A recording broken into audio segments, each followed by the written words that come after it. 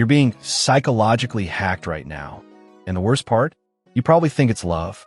Not force. Not threats. Something far more dangerous. Emotional programming so subtle it disguises itself as care, connection, even devotion. This is the silent art of manipulation that millions of men never notice until their entire identity has been rewritten by her. Today, we're tearing open the curtain on the most sophisticated female manipulation tactics. Invisible strings that make men move, smile, and sacrifice under the illusion of choice. This isn't about blaming women. It's about exposing how emotional influence rewires your masculine sovereignty without you realizing it. Because the most powerful form of control isn't the one that chains you. It's the one that convinces you the chains don't exist. Here's the genius. Real manipulation doesn't look like manipulation. It feels like affection. It sounds like understanding. It looks like partnership. She's not demanding. She's gentle. She's supportive. But beneath that softness lies strategy. Influence so precise it reshapes your behavior without triggering your defenses. When a man controls, it's obvious. When a woman does, it's elegant, invisible. She doesn't tell you what to do. She makes you want to do it. Watch her emotional choreography. The sigh when you mention boys' night, the distant tone after you disagree, the sudden warmth when you comply. These are mood swings. They're conditioning cues. You're being trained, not with commands, but with emotions. Your nervous system learns that peace equals obedience, and resistance equals discomfort. You start editing yourself, not out of fear, but out of love. The trick is subtle. She hijacks your instincts to protect, provide, and please. Your noble desire to be a good man becomes the leash that keeps you compliant. Let's take the compliment command, her favorite weapon. It starts with validation. You're so smart. You always know what to do. I trust your judgment. Your ego melts, your guard drops, and right there, she slides in the suggestion. A smart man like you would understand why I need this. See the trap? Resistance now feels like betraying your identity. You don't say yes to her. You say yes to the version of yourself she's created. Each compliment becomes a dose of dopamine. Each compliance, a confirmation. You're not being dominated. You're being rewarded. Your masculine pride becomes a psychological drug. The more you obey, the better you feel about yourself, until you're hooked on the validation of your own captivity. Then comes the identity attack. A real man wouldn't get emotional.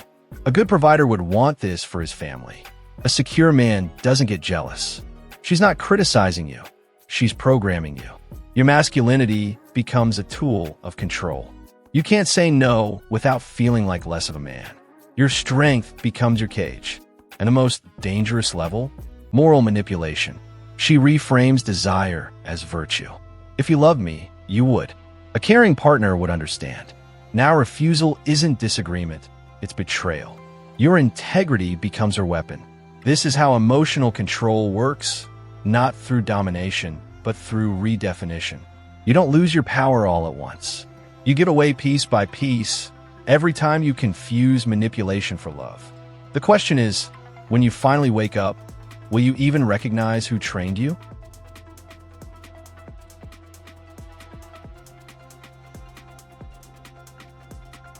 Is the exact item that guarantees your adherence. Since you're not battling her, the pressure inside of you increases. You're battling your own perception of yourself. You have to comply with her wishes if you want to keep up your image as a decent, powerful, and compassionate man. When you police yourself more rigorously than she ever could, the manipulation is accomplished. By turning your own values against yourself, you can find yourself and become into your own guardian. Let's now investigate the evolution of emotional conditioning. This takes time to accomplish. It's methodical, careful, and slow. She begins by making modest requests, sensible recommendations, and little changes. Every obedience is met with love, affirmation, and gratitude. Your brain begins associating compliance with favorable results. Praise that is given repeatedly causes emotional reliance. You develop an addiction to her affirmation, approbation, and emotional benefits. She exerts control over the supply of what you have been dependent on, much like a dealer does over an addict. When you offend her, the withdrawals are intolerable.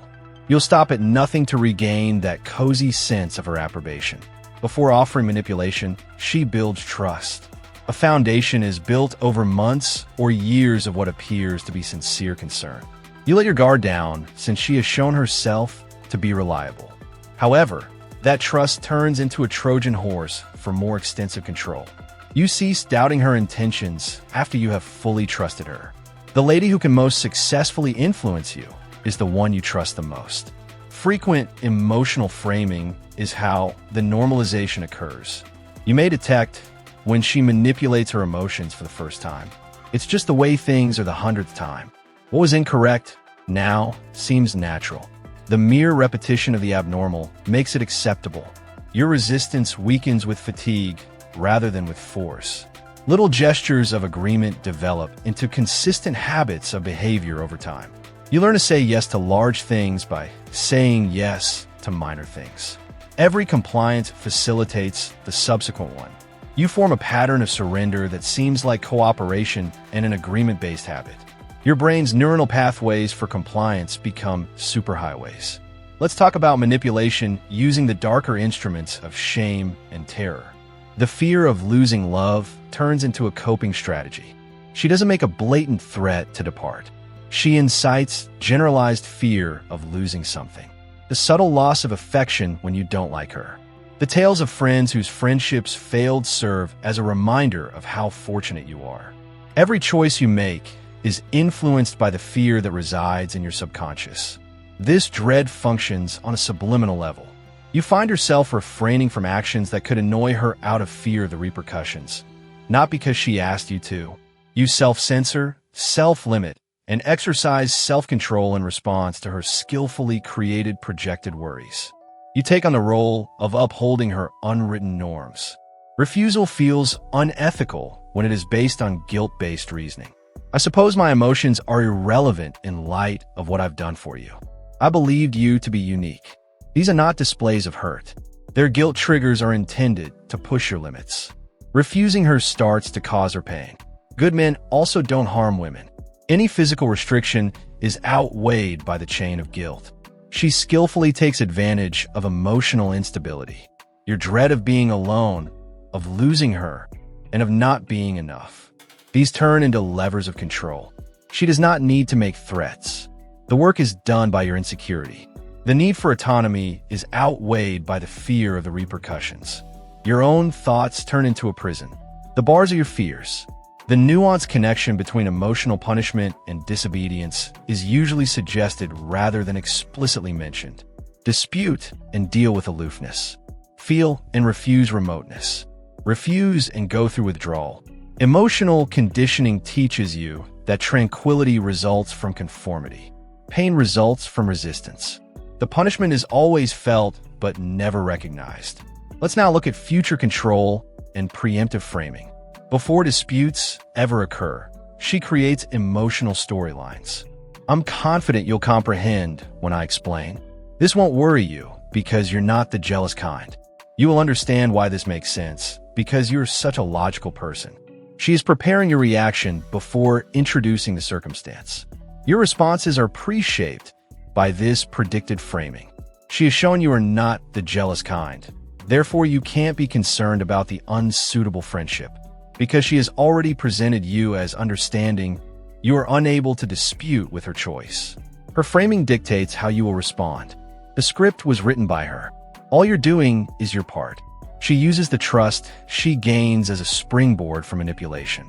The months of being sensible, considerate, and encouraging. These are not merely sincere actions. They're an investment in power for the future. You cease questioning her after she has proven herself to be reliable. The actual manipulation starts at that point. She uses the trust fund she has established. You find yourself adopting her language, framings, and reasoning whenever a disagreement emerges. She is correct. This wouldn't concern a secure man. Her voice has become part of your own inner monologue. Through emotional association and repetition, her thoughts become your thoughts. Let's discuss ego stimulation as an influencing mechanism. The psychological anesthetic for critical thought is flattery. When you're high on her approval, your critical thinking stops working. When your ego is being messaged, you're unable to think rationally. You don't want to jeopardize losing the approval by disagreeing since it feels so nice.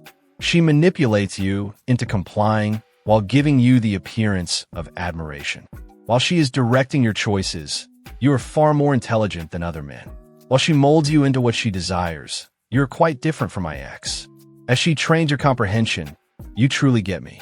The sugar that lowers the control is the admiration. In a relationship, approval and acknowledgement turn into invisible cash. She gives you ego stroking as payment. You comply by paying her.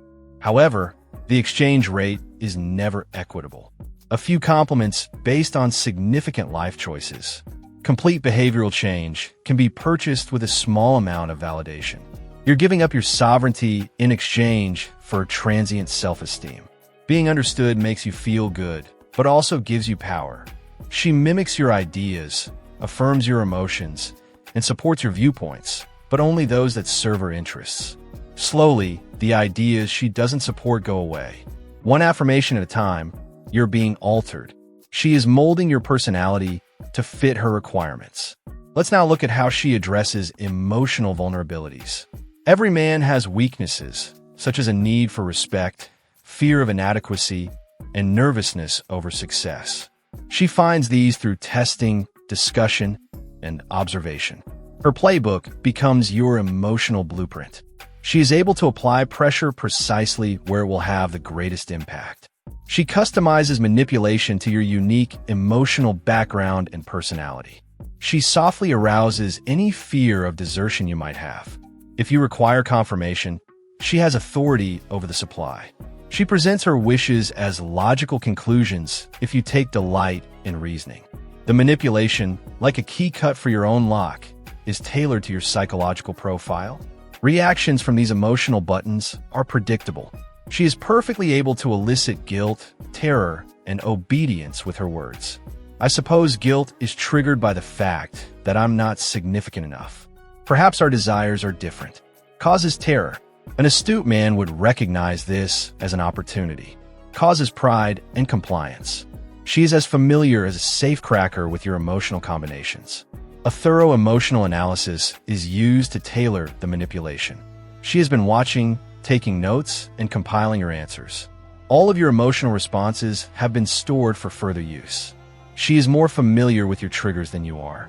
Your emotional reactions have been weaponized, mapped, and categorized. Let's talk about Harmony's covert control. The facade of trust, love, and harmony conceals the deception. Because it is encapsulated in happy feelings, it doesn't feel like control.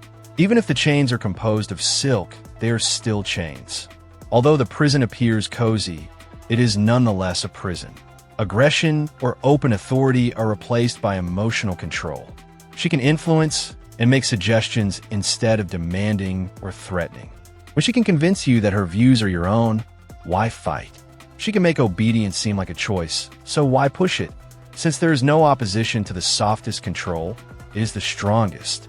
Your experience of agreement is a phony collaboration. She is controlling the outcome, even if you believe you are making decisions jointly. Theater is the topic of conversation. The outcome was already decided. Your agreement wasn't gained, it was designed. Voting in an election that has already been determined is what you are doing. A false perception of equality hides a concealed agenda. Even though she is in charge of the relationship, you feel that you are on an equal footing. It is a performative equality. You're not at the top. There's a definite power dynamic underneath. She guides everything while leading from behind, giving you the impression that you are in control. Let's now discuss ending the loop of manipulation. Your first line of protection is awareness. They lose their impact once you recognize the patterns. Turning on lights in a dark environment is analogous to recognition. The ominous-looking shadows turn out to be delusions. Being aware of manipulation makes one impervious to it. You have to learn to distinguish between strategic communication and true affection. Manipulation is not necessary for true love. Sincere concern doesn't require strategies. What she wants isn't beneficial for you if she has to use manipulation to achieve it. Genuine love gives you power. Manipulation is in charge. React composedly and without emotion. Stay composed when she uses emotive strategies. Avoid resisting the manipulation. Just don't reply to it. Emotional response. Her strategies don't work because of your emotional involvement. Be the rock against which waves crash ineffectively. Regain your dignity by consciously separating yourself. While ending the manipulating dynamic is not necessary, ending the relationship is. Let go of the need to please her. Get over your fear of her judgment. Disengage from the guilt she is attempting to incite. Your freedom is your emotional autonomy. Let's look at patterns of suggestion and language framing. She makes use of word constructions intended to connect action and identity. Your identity as a loving spouse would be associated with particular actions. A compassionate person would associate obedience with caring. Your conduct is programmed by the language you use. Each sentence is intended to elicit a particular reaction. Indirect orders are given through compliments. You feel under pressure to provide since you're so giving. You're so understanding that you feel compelled to accept. Your strength becomes a necessity to persevere. The expectation of living up to the compliment is created. It's the favorable descriptions that trap you. She crafts seemingly innocuous conversational traps that influence perception. She presents her viewpoint as your conclusion, don't you think? That makes disagreement look irrational, don't you think? Everyone is aware that opposition comes across as uninformed. The response is predetermined by the wording. The query has a response of its own. There is extensive psychology behind how wording influences perception. I feel unheard because you never listen. Different impact, same message. She uses language that makes people feel guilty rather than defensive. Compliance as opposed to opposition. Language is her knife, carefully slicing to get what she wants. Let's talk about compliance psychology. Automatic agreement results from emotional contentment. You say yes when you're feeling happy. She puts you at ease before making any requests. Agreement is linked to the positive emotional state. Your brain learns that pleasure equates to cooperation. Pain is the result of resistance. Humans have an innate propensity to flatter others. We take actions that support our good self-perceptions. She defines you and then wants you to behave appropriately. Your actions match her description. To keep your good identity, you become who she says you are. Logical analysis is replaced by self-gratification. Your critical thinking is offline while you're basking in the validation. When you're high on praise, it's impossible to examine manipulation. The boost to one's ego turns into cognitive deterioration. Like alcohol, flattery is a narcotic that affects judgment. Positive reinforcement is the mechanism via which behavioral conditioning takes place. There's a prize for every cooperation. Withdrawal is the penalty for every resistance. Through emotional consequences, you're being molded, trained, and sculpted. Reward and punishment, pleasure and pain are all used to program your behavior. Let's now look at how masculinity is programmable in culture. Being a true man, according to social norms, makes you manipulated. You have been indoctrinated with ideas about masculinity by the culture, which can be used as leverage. When used against you, your strength becomes your weakness. Suppression of emotions is weakness masquerading as power. You've been indoctrinated to believe that genuine guys are emotionless. Don't be whiny. Don't fight against feelings. You become a simple target because of this emotional repression. What you cannot say, you cannot combat. Your silence turns into permission. The weight of demonstrating composure and tolerance in the face of injustice turns into your prison. You must maintain your composure as she uses emotional manipulation. You have to maintain your composure as she uses irrationality as a tactic. Being the greater person is a necessity that guarantees you will never confront the manipulation. Your maturity turns into your charm. Men's emotional obedience is reinforced by culture through shame. Expressing annoyance at emotional manipulation is interpreted as being weak, insecure, or misogynistic. You are humiliated for identifying and opposing the very strategies being employed against you. In order to keep you under control, society turns into her ally. As her defense, let's discuss emotional intelligence and detachment. Identify emotional manipulation as soon as it occurs. Ask yourself why you feel guilty all of a sudden. Investigate the cause of any unexpected worry. When you feel comfortable with validation, take a moment to reflect. Every emotional outburst should be questioned. When under pressure from flattery or guilt, maintain your composure. Your stronghold is your emotional core. When she starts using strategies, move back to that center. You can recognize manipulation for what it is, an attempt at control from that stable stance. Your armor is your awareness. Protect yourself from emotional persuasion by using reasoning. Ask rational questions in response to her emotive arguments. When she makes accusations of guilt, look at the facts. When she employs fear, consider the likelihood. The manipulation of emotions is disrupted by logic. Emotional reasoning is defeated by reason. Tie in with feeling. Don't use rage to resist. Just don't move. Your strength lies in your inaction. Emotional reactions are necessary for emotional strategies. Don't give her any resources. Don't become emotionally dead. Instead, become emotionally indifferent. Let's talk about mastery through pattern recognition last. Consider emotional strategies to be recurring behavioral patterns. You can anticipate the manipulation if you identify the patterns. Preparation is made possible by prediction. Resistance is made possible by preparation. Power stems from knowledge. Control can be neutralized by using awareness rather than resistance. It's not necessary to resist every manipulation. Sometimes awareness alone is sufficient. "I understand what you're doing," said coolly and without emotion, stops manipulation cold most of the time. Deception is defeated by recognition. Transform observation into effective strength. You can learn about her strategies, her anxieties, and her ambitions from each attempt at manipulation. Make informed decisions on the relationship by using this information to comprehend rather than to countermanage. Her character is revealed through her manipulation. Convert manipulation into strength and self-awareness. You get stronger each time you identify and thwart manipulation. You get smarter with each pattern you spot. The training that sets you free turns into the manipulation intended to control you. Your teacher is the tactics. This is the useful application for the upcoming week. Just watch without responding. Make a note of any emotional strain you experience without reacting. Investigate the cause of any unexpected feelings of guilt or anxiety. When being validated makes you pleasant, stop and reflect. Awareness is developed by observation without response. Keep a record of the patterns you observe. Which expressions does she frequently use? Which emotional scenes does she use?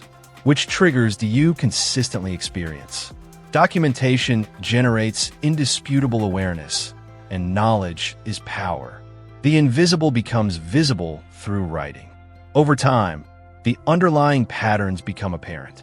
Observe how manipulation becomes more intense during specific occasions.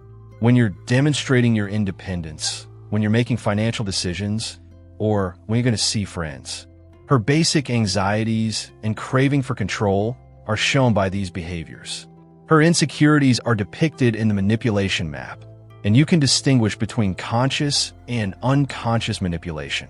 Some women use these strategies consciously and purposefully. Others pick them up by imitating, taking them in from friends, mothers, and society. The unconscious manipulator honestly thinks she's merely expressing her emotions. The deliberate manipulator is well aware of her actions. Both harm your sovereignty in the same way. The skilled manipulator employs several strategies at once. She's playing on your fear and boosting your ego in addition to making you feel guilty.